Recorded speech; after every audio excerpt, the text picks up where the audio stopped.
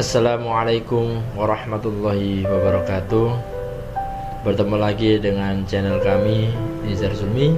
Mudah-mudahan apa yang kami sampaikan bermanfaat. Video kali ini akan membahas terkait dengan pembaruan dunia Islam, yakni mata pelajaran Sejarah Kebudayaan Islam kelas 12 semester 1. Kebetulan bertepatan pada KD 3.1 dan KD 3.2, yang bermakna 3.1 menganalisis sejarah pembaharuan atau modernisasi Islam di dunia, dan KD 3.2 memahami pemikiran-pemikiran pembaharuan dunia Islam. Mari kita simak uraian berikut ini. Saudara-saudaraku seiman yang dirahmati oleh Allah, ini gambaran peta konsep yang kedua yang terkait dengan perkembangan Islam pada masa modern. Ada poinnya, beberapa poin, yakni makna pembaruan itu sendiri. Yang kedua, apa yang melatar belakangi terjadi perkembangan Islam modern itu atau pembaharuan. Yang ketiga, faktor apa timbulnya gerakan pembaruan Islam tersebut.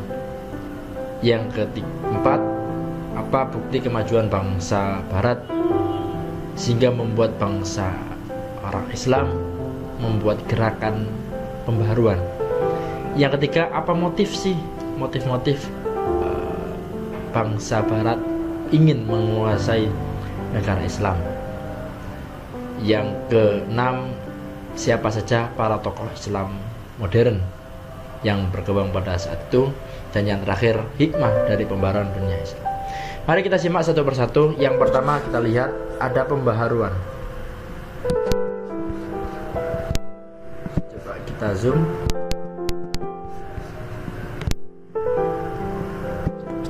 Secara bahasa, pembaharuan bermakna tajdid, sedangkan pelakunya mujaddid.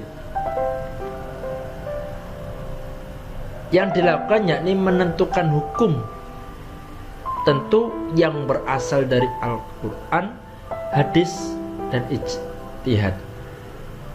Ada ulama yang mengartikan ijtihad itu bermakna dua, yakni ijma' dan qiyas. Nama populer di pembaruan dunia Islam ini yakni gerakan modernisasi atau gerakan reformasi Islam, yang artinya istilahnya yakni suatu upaya untuk menyesuaikan kontekstualisasi ajaran Islam dengan perkembangan baru yang ditimbulkan oleh kemajuan ilmu pengetahuan dan teknologi modern. Yang kedua, kita lanjut apa yang melatar belakangi adanya gerakan pembaruan Islam. Istilah tajdid kurang lebih baru populer pada abad ke-18 Masehi. Sekarang abad ke-20-an. Asal gerakan ini berasal dari Mesir. Berasal dari persinggungan politik antara intelektual Islam dengan intelektual Barat. Kita lihat di sini. Nah, ini poinnya. Selanjutnya, inti pembaruan gerakan Islam ini bukan berarti mengubah atau mengurangi atau menambah teks Al-Quran maupun hadis, melainkan hanya menyesuaikan pemahaman atas keduanya dalam menjawab tantangan zaman yang senantiasa dinamis atau berubah. Lebih tepatnya, sebuah bentuk perubahan tatanan transformasi dari keadaan yang kurang maju atau kurang berkembang ke arah yang lebih baik, tentu dengan harapan akan tercapai kehidupan masyarakat yang lebih maju, berkembang, dan makmur.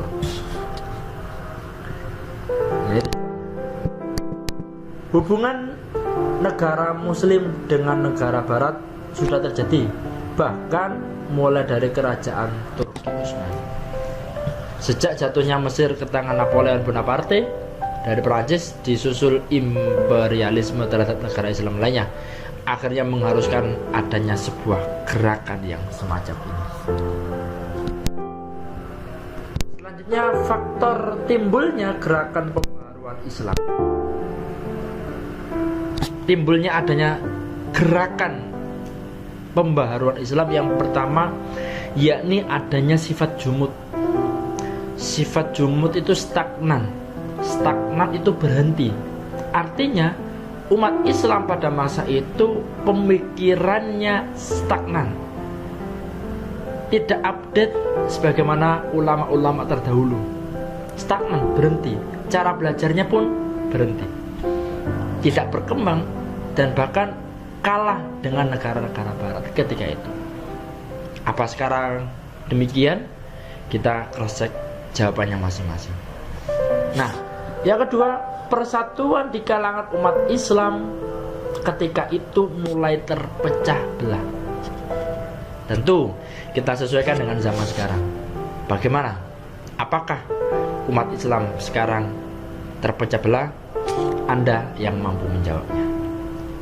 Yang ketiga, perbandingan dengan negara barat. Negara Islam mengalami kemunduran ketika kita bandingkan dengan negara barat. Nah, yang keempat, adanya Renaissance. Tentu Renaissance ini maknanya berbeda antara barat dengan Islam. Kalau Renaissance versi barat, yakni menyingkirkan peran agama dari kehidupan masyarakat, atau yang disebut dengan sekulerisme, memisahkan agama dengan kehidupan dunia. Tapi makna Renaissance versi Islam yakni memperkuat prinsip dan ajaran Islam itu sendiri demi kemaslahatan dunia secara lebih luas. Nih, ketika itu ada Renaissance dari bangsa barat. Bangsa barat lalu menggembor-gemborkan harus memisahkan antara agama dengan kehidupan dunia. Tidak boleh dicampur adukkan antara urusan agama dengan urusan dunia ketika itu. Apakah sekarang demikian? Anda yang mampu menjawabnya. Saudara-saudaraku yang seiman, yang dirahmati Allah, selanjutnya ada bukti kemajuan bangsa barat. Yang pertama, munculnya gerakan penggalian ilmu pengetahuan pada abad 16 Masehi, sebelum terjadinya gerakan pembaruan ini. Yang kedua, munculnya para ilmuwan seperti Francis Bacon, René Descartes, Galileo Galilei. Nah, ini munculnya ilmuwan-ilmuwan barat yang luar biasa ketika itu. Yang ketiga, adanya gerakan revolusi industri di barat abad 17 sampai abad 18, seperti bidang pertanian, manufaktur, pertambangan, transportation and technology, dan teknologi. Lalu apa motif bangsa Arab ingin menguasai negara-negara Islam? Tentunya ada 3 motif yang kita kenal sebagai 3G: gold, glory, and gospel. Yang pertama, gold. Makna dari gold yakni mencari keuntungan atau kekayaan sebanyak-banyaknya di bidang ekonomi. Tentu bangsa barat sudah mulai menguasai ekonomi di negara-negara Islam. Ingin menguasai, mengeruk keuntungan, pertambangan dan lain sebagainya, mulai dari bank dan lain sebagainya. Semuanya, everything, menguasai di bidang ekonomi. Motif yang kedua yakni glory. Adanya upaya untuk menguasai suatu negara. Kita bayangkan, apabila suatu ekonomi di suatu negara sudah dikuasai oleh pihak asing, lalu akan dengan mudahnya akan dikuasai atau bisa dikatakan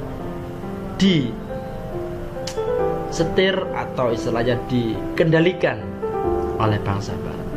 Ini motif yang pertama. Motif yang ketiga tentunya ingin menyebarkan ajaran bangsa barat yang ketika itu mayoritas Kristen, atau yang disebut dengan missionary, atau yang disebut dengan misionaris ketika itu. Apakah zaman sekarang demikian? Tentu Anda yang mampu menjawabnya. Selanjutnya ada para tokoh Islam modern. Tentu tidak saya sampaikan semuanya, hanya beberapa saja. Anda yang mampu menjawabnya. Yang pertama ada Muhammad Ali Pasha. Nah, seperti ini gambarnya. Muhammad Ali Pasha. Kita lihat. Muhammad Ali Pasha ini lahir di Kawala, Yunani tahun 1765 dan wafat tahun 1849. Muhammad Ali Pasha ini mementingkan soal yang bersangkutan dengan militer. Ia yakin bahwa kekuasaannya hanya dapat dipertahankan dan diperbesar dengan kekuatan militer. Di samping itu ia mengerti bahwa di belakang kekuatan militer, pasti atau mesti ada kekuatan ekonomi yang sanggup membelanjai pembaruan dalam bidang militer dan bidang-bidang yang bersangkutan dengan urusan militer. Jadi ada dua hal yang penting baginya, kemajuan ekonomi dan kemajuan militer. Kedua hal tersebut menghendaki ilmu-ilmu modern yang telah dikenal oleh orang Eropa. Tokoh yang kedua yakni Muhammad Abduh. Seperti ini fotonya. Kita lihat pemikirannya. Ada 3 pemikiran Muhammad Abduh terkait dengan agenda pembaruan. Yang pertama yakni purifikasi.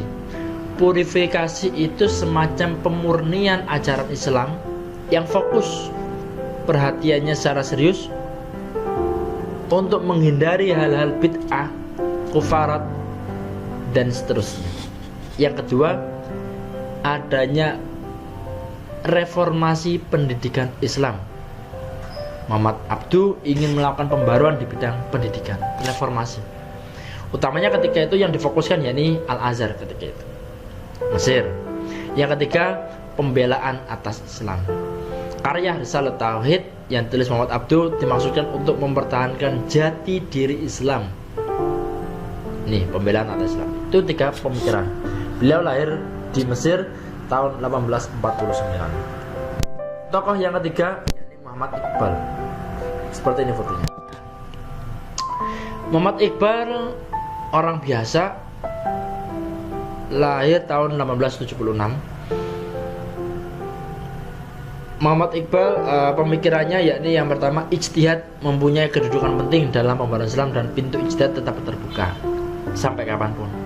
Yang kedua, menurut pemikiran beliau, umat Islam perlu mengembangkan sikap dinamisme dalam syiarnya. Ia mendorong umat Islam untuk bergerak dan jangan tinggal diam. Yang ketiga, kemunduran umat Islam disebabkan oleh kebekuan dan kejumudan berpikir. Nah, seperti itu. Jumud, stagnan, berhenti, tidak mau mengupgrade, tidak mau mengupdate cara belajarnya. Yang keempat, hukum Islam tidak bersifat statis tetapi dapat berkembang sesuai perkembangan zaman. Yang kelima, umat Islam harus menguasai sains dan teknologi yang dimiliki Barat. Yang keenam, perhatian umat Islam terhadap zuhud menyebabkan kurangnya perhatian terhadap masalah dunia dan sosial kemasyarakatan. Selanjutnya, Jamaluddin Al-Afghani. Jamaluddin Al-Afghani seperti itu fotonya. Lahir di Afghanistan tahun 1839 dan meninggal di Istanbul tahun 1897. Ide-ide pembaruan Al-Afghani yakni yang pertama, bentuk negara dan pemerintahan. Beliau menghendaki bahwa untuk bentuk pemerintahan adalah republik, sebab di dalamnya terdapat kebebasan berpendapat dan kepala negara harus tunduk kepada undang-undang. Istilahnya semacam sistem demokrasi, harus tunduk pada undang-undang. Kalau undang-undang tidak ditakuti atau tidak menjadi kesepakatan, maka wallahu a'lam. Nah, yang kedua, sistem demokrasi. Tentu dalam negara republik tentu harus ada sistem demokrasi. Artinya dalam sistem yang autokratis tidak ada kebebasan berpendapat. Tapi dalam sistem demokrasi, negara demokrasi, maka sah hukumnya untuk menyampaikan pendapat dan itu diatur dalam undang-undang. Yang ketiga, usahanya yakni ingin panislamisme atau mengumpulkan atau persatuan umat Islam. PAN, persatuan Islamis, persatuan negara-negara Islam. Ingin adanya mempersatukan umat Islam di seluruh dunia, di negara manapun. Ini ide-ide pembaruan Muhammad Jamaluddin Al-Afghani. Mohon maaf. Selanjutnya Muhammad bin Abdul Wahab. Muhammad bin Abdul Wahab ini suatu seorang pencetus aliran Wahabiyah. Pemikirannya yakni yang pertama, hanya Al-Quran dan hadislah yang merupakan sumber asli dari ajaran-ajaran Islam. Pendapat ulama tidak merupakan sumber. Yang kedua, taklid pada ulama tidak dibenarkan. Yang ketiga, pintu ijtihad terbuka dan tidak tertutup. Ini menurut Muhammad bin Abdul Wahab. Yang selanjutnya, Syekh Waliullah, seorang sufi dan ulama yang memiliki madrasah. Beliau berpendapat yang pertama, terjadinya perubahan sistem pemerintahan Islam dari sistem kekhalifahan menjadi sistem kerajaan. Ini yang membuat umat Islam semakin mundur. Yang kedua, sistem demokrasi yang ada dalam kekhalifahan diganti dengan sistem monarki absolut. Ini pada zamannya dinasti Umayyah tentunya.